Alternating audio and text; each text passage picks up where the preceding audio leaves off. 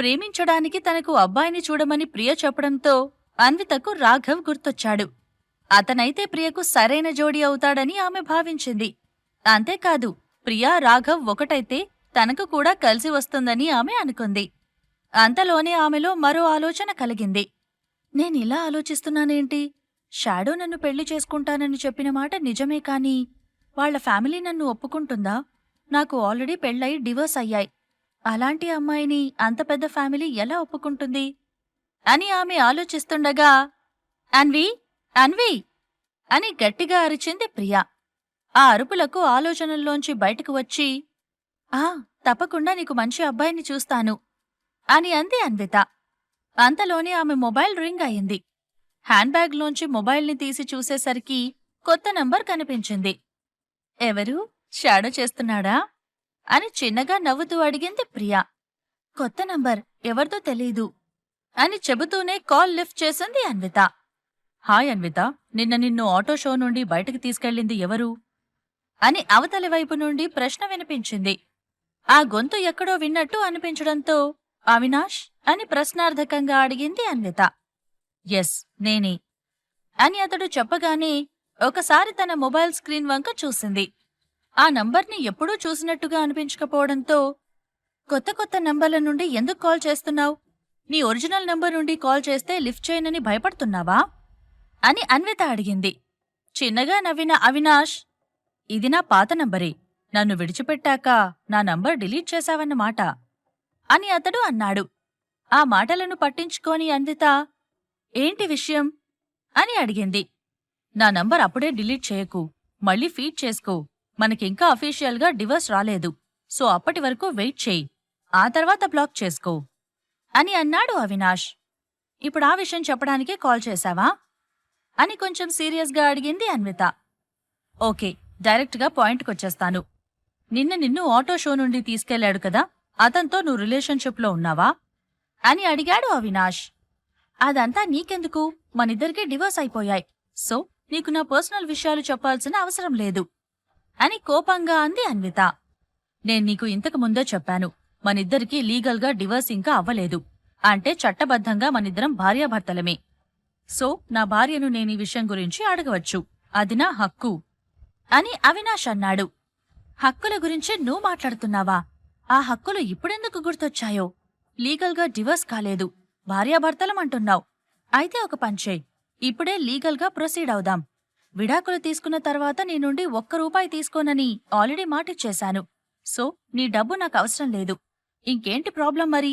లీగల్గా వెంటనే ప్రొసీడ్ అయితే బెటర్. విడాకులు ఎంత తొందరగా వచ్చేస్తే అంత మంచిది. నువ్వు కూడా నీ లాస్యను హ్యాపీగా పెళ్లి చేసుకోవచ్చు అని అంది అన్విత. ఆ మాటలతో అవినాష్కి పిచ్చి కోపమొచ్చింది. విడాకులు కావాలని అంత ఇష్టంగా ఉందా అని అడిగాడు. ఎస్, ఎంత తొందరగా డివోర్స్ వస్తే అంత మంచిది అని ఆమె చెప్పగానే, అంతలా వాడిలో ఏం నచ్చింది? నాతో కలిసున్న 4 సంవత్సరాలలో నిన్ను అంతలా ఇబ్బంది పెట్టానా? నిన్నస్సలు బాగా చూసుకోలేదా? అయినా అదంతా కాదు. నా భార్య నలుగురిలో చీప్ డ్రెస్సెస్ వేసుకుని అందరి ముందు ఫోటోలకు ఫోజులివ్వడం నాకు నచ్చలేదు అని అన్నాడు అవినాష్. ఆ మాటలతో అన్వితకు పూర్తిగా అర్థమైపోయింది. ఓహో, ఇదన్నమాట అస్సలు సంగతి అని మనసులో అనుకుంది. అప్పుడే ఆమెకు ప్రియ చెప్పిన విషయం గుర్తొచ్చింది.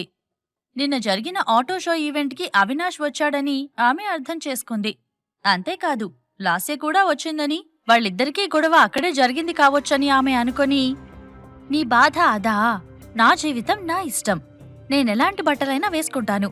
ఒకరి జీవితంలోకి వచ్చి వారి పర్సనల్ విషయాల గురించి అడగకూడదని చాలామందికి తెలియదు. నీలాంటి వాళ్ళు ఆ విషయాన్ని ఎంత తొందరగా తెలుసుకుంటే అంత మంచిది అని ఆమె అంది. అన్విత, అవినాష్ ఫోన్లో మాట్లాడుకుంటుంటే సైలెంట్గా వింటూ ఉంది ప్రియా. అటువైపు అవినాష్, అంటే ఏంటి నువ్వనేది? చిన్న చిన్న బట్టలు వేసుకుని ఫోటోలకు ఫోజులు ఇవ్వడం మంచి పని అనుకుంటున్నావా? అది నీకు వల్గర్గా అనిపించట్లేదా అని అన్నాడు. వల్గర్? ఓకే, నీకు వల్గర్గా అనిపిస్తే మరి నాకు వెంటనే విడాకులిచ్చేసే. ఇంకా నా వెంట ఎందుకు పడుతున్నావు? నేనేమీ అందంగా ఉండను, లాస్యలాగా గంటలు గంటలు మేకప్ వేయలేను. ఇన్ని మైనస్లు ఉన్నాయి కదా, మరి లీగల్గా విడాకులిచ్చేస్తే సరిపోతుంది అని అంది అన్విత. అవినాష్కి ఏమీ అర్థం కాలేదు. అన్విత మాట్లాడుతున్న ఒక్కొక్క మాట అతనికి సూదిలా గుచ్చుతోంది. తాను దగ్గరవుతామని చూస్తుంటే ఆమె మాత్రం దూరం అవుదామని చూస్తుందని అతడు అనుకున్నాడు. కొన్ని క్షణాల తరువాత, అన్విత, నీ హస్బెండ్తో ఇలానేనా మాట్లాడేది? ఇంతకు ముందు నుండి నువ్వు ఇలానే ఉన్నావా? కేవలం నాతో ఉన్నప్పుడే వినయంగా ఉన్నట్టు నటించావా అని అడిగాడు అవినాష్. అన్వితకు విపరీతంగా కోపమొచ్చింది. ఎస్, నటించాను. నేను చాలా మొండిదాన్ని. అవసరమైతే ఎవరినైనా ఎదిరించే రకం. ఆల్రెడీ లాస్యకు 2 సార్లు చెంపదెబ్బలు పడినప్పుడు నువ్వు పక్కనే ఉన్నావు కదా. అప్పుడే నీకు అర్థమైపోయి ఉంటుంది నా ధైర్యమేంటో అని ఆమె అండంతో, ఇప్పుడు లాస్య టాపిక్ ఎందుకు? నేను తన గురించి నీతో తర్వాత మాట్లాడతాను అని అన్నాడు అవినాష్.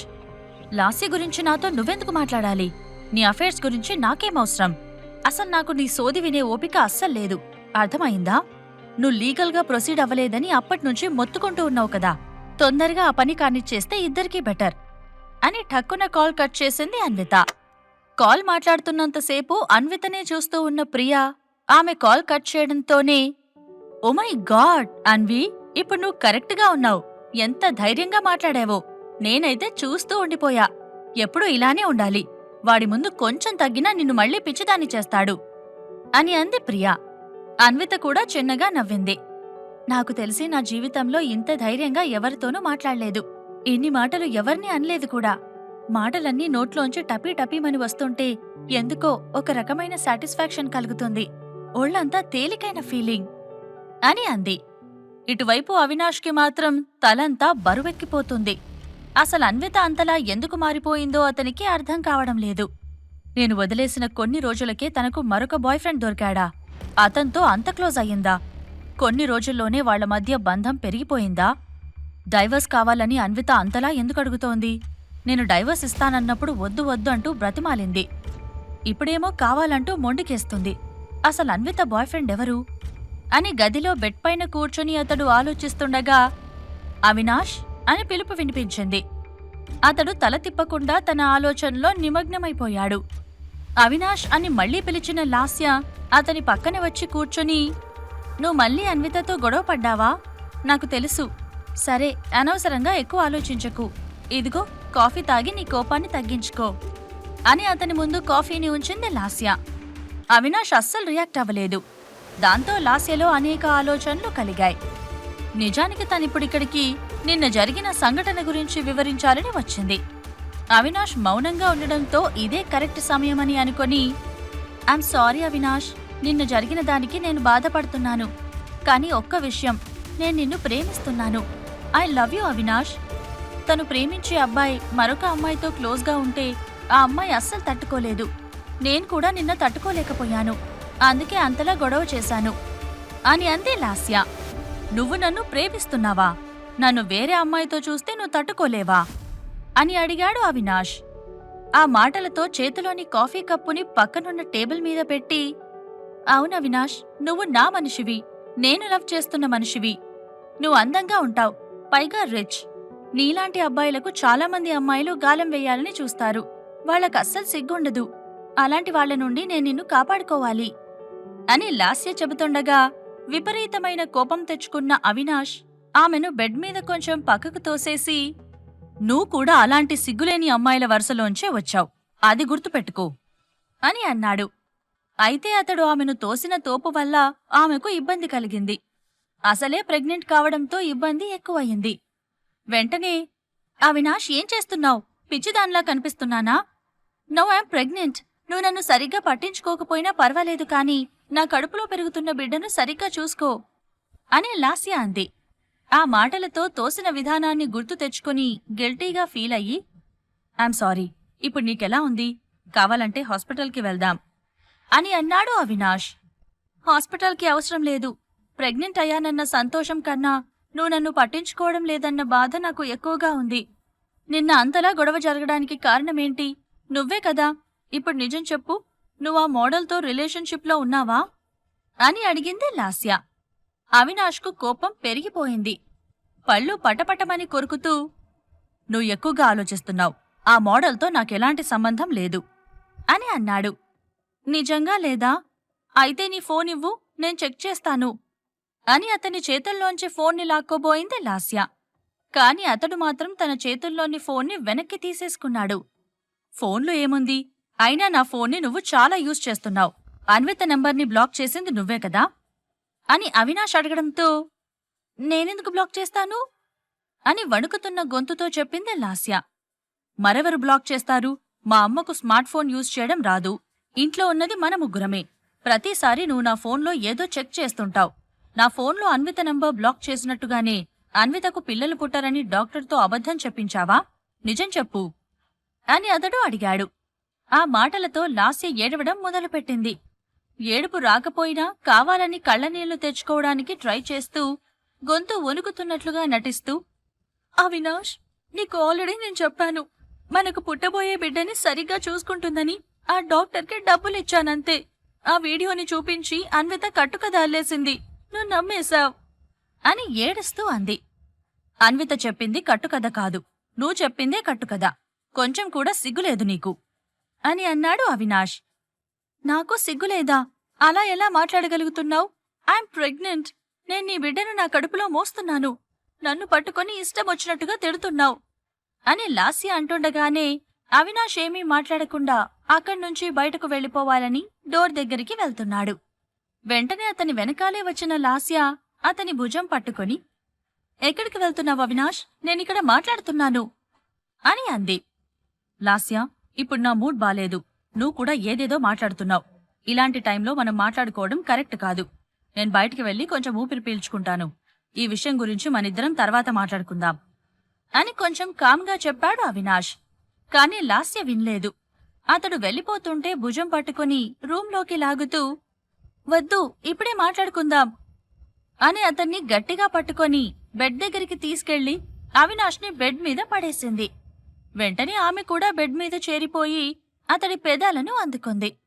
అతడామెను విడిపించుకోవడానికి ట్రై చేస్తున్నాడు. కాని ఆమె వదల్లేదు. కొన్ని క్షణాల తరువాత, నేను ప్రెగ్నెంట్ అయిన కారణంగా మనిద్దరం కలవకపోవడమే నీకు సమస్యగా ఉందా? అందుకే నువ్వు ఆ మోడల్ వెనుక తిరుగుతున్నావా? అయితే ఇక నుంచి అలా ఉండదు అవినాష్. ఆల్రెడీ డెలికేట్ స్టేజెస్ అయిపోయాయని డాక్టర్ చెప్పింది. సో మనం హ్యాపీగా కలవచ్చు అని చెప్పిన లాస్య అతడిని మరోసారి ముద్దాడబోయింది. కాని ఆమె ముఖాన్ని పక్కకు తిప్పేసిన అవినాష్, ఏం చేస్తున్నావు? నీ కడుపులో పెరుగుతున్న బిడ్డకు డేంజర్ కలిగిస్తున్నావా అని అన్నాడు. డేంజర్ ఏం లేదవినాష్ అంటూ అతడి షర్ట్ బటన్లను విప్పేస్తోంది లాస్య. కాని వెంటనే ఆమెను ఆపేసి, నీకేమైనా పిచ్చి పట్టిందా లాస్య? నువ్వు అనుకుంటున్నట్లు నాకు మరో అమ్మాయి మీద ఆశ లేదు. నేను ఏ అమ్మాయితోనూ కలవలేదు. పిచ్చి పిచ్చి ఆలోచనలు పెట్టుకోకుండా నా బేబీని జాగ్రత్తగా చూసుకో అని అన్నాడు అవినాష్. కడుపులో పెరుగుతున్న బేబీ గురించి అవినాష్ మాట్లాడడం లాస్యకు నచ్చింది. బేబీ కారణంగా అతడు పూర్తిగా తనవైపు తిరుగుతాడని ఆమె భావించింది. ఆ నమ్మకంతోనే, బిడ్డ బయటికి వచ్చాక నువ్వు నన్ను పెళ్లి చేసుకుంటావు కదా అని అవినాష్తో అంది. పెళ్ళా అని ఒక్కసారిగా షాకింగ్ ఎక్స్ప్రెషన్ ఇచ్చిన అవినాష్, లేదు లాస్య, నీకు బేబీ పుట్టాక విడిపోదామని అనుకుంటున్నాను. నాకు నీతో ఉండాలని లేదు అని అన్నాడు. లాస్య షాక్ అయిపోయింది. ఒక్కసారిగా ఆమె కొంచెంచుకుపోయింది. తాను విన్నది నిజమో కాదో ఆమెకు అర్థం కాలేదు. మెదడ్లో ఎన్నో ఆలోచనలు ఒక్కసారిగా చుట్టుముట్టాయి. ఏంటి? ఏం మాట్లాడుతున్నావు అని కోపంగా అంది లాస్య. ఏం మాట్లాడానో నీకు అర్థం కాలేదా? అయితే మళ్ళీ చెప్తున్నా. నీ కడుపులో నుంచి బిడ్డ బయటకు వచ్చాక నేను అన్వితను మళ్ళీ ఇంటికి తెచ్చుకుంటాను. తనకు డివోర్స్ ఇవ్వాలని నేను అనుకోవడం లేదు. నువ్వేం బాధపడొద్దు. అన్విత చాలా మంచి అమ్మాయి. నీ బిడ్డను తన బిడ్డలాగా పెంచుతుంది. ఎంతైనా రిలేషన్షిప్స్ గురించి నీకన్నా అన్వితకు బాగా తెలుసు అని అన్నాడు అవినాష్. లాస్యకు పిచ్చి పట్టినట్టయింది. అసలు అవినాష్ అన్విత గురించి మాట్లాడడం ఆమెకు పిచ్చి కోపాన్ని తెప్పిస్తోంది. ఇప్పుడేం జరగనుంది? లాస్య ప్లాన్ ఏంటి? ఈ ప్రశ్నలకు సమాధానాలు తెలుసుకోవాలంటే నెక్స్ట్ ఎపిసోడ్ వినాల్సిందే. క్రింద ఇచ్చిన లింక్ ని క్లిక్ చేసి పాకెట్ ఎఫ్ఎం యాప్ ని ఇన్స్టాల్ చేసుకోండి. Stay tune to pocket FM.